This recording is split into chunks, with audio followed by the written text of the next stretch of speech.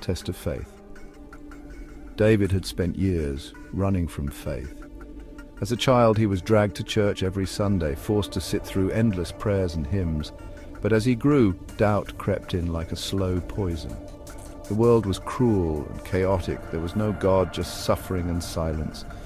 So David left it all behind. He burned his Bible, smashed his cross, and closed the door to belief forever. No more praying, no more fear. He felt free until the night he came. It was late when David left the bar, the cold air biting at his face. The streets were empty, the city silent. Then, without warning, a shiver ran down his spine. He paused. The streetlights flickered, casting long, twitching shadows. The world felt wrong. At the far end of the road, a figure stood, shrouded in darkness. It didn't belong. It shouldn't have been there. David froze, his breath hitched in his chest. The figure moved toward him slowly, the shadows twisting around it like a dark fog. As it drew nearer, David's heart skipped a beat. It was him, a god. But not the God David had once believed in. This one had no mercy. His eyes were burning pits of fire, his face a mask of twisted, sadistic delight. His lips curled into a smile that didn't reach his eyes. "You thought you could run," God's voice ripped through David's chest, sharp and cold. "You thought you could deny me." David opened his mouth to speak, but his voice failed him. He stumbled backward. I don't believe in you," David whispered. "You're not real." God laughed, a sound like thunder cracking the air. "I am real, David," he said, his voice laced with venom. "And now you will know what happens when one dares to deny me."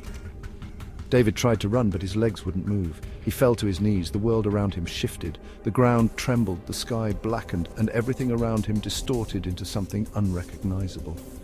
And then it was gone. The road, the city, the lights. Everything was replaced with an endless expanse of blackness. God stood above him, his eyes glowing with an unnatural hunger. "I'm giving you a chance, David," he said, his voice dripping with mockery. "A chance to prove your faith." David looked around, trying to make sense of his surroundings.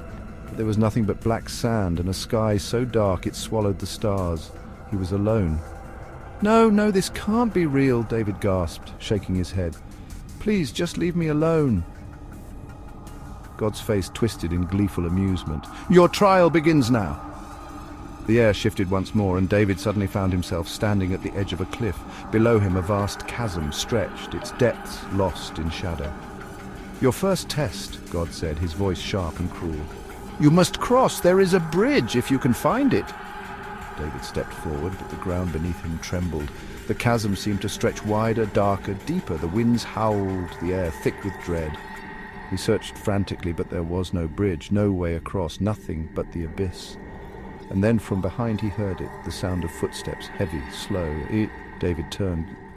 The darkness was moving, it was alive. The shadows twisted and bent, and from them emerged shapes, hulking, contorted creatures with faces twisted in eternal screams. Their skin was grey and rotting, their eyes hollow voids that stared into David's very soul. "Help me!" David screamed, stumbling backward. "Please, I don't deserve this!"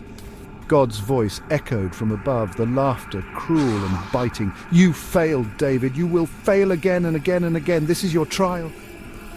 David's knees buckled and he fell to the ground as the creatures closed in. They were too many, too many.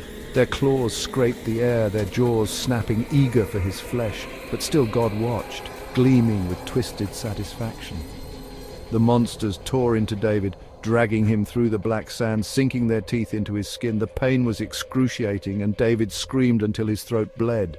But the more he screamed, the more they fed, tearing at his flesh, consuming him, and all the while God's voice echoed, mocking him, whispering over and over, "You'll never escape, you will always fail, you can never deny me." David tried to crawl, tried to escape, but his body was weak, his vision blurred. The creatures kept coming, their endless hunger gnawing at him, pulling him back into the darkness. And above him God laughed.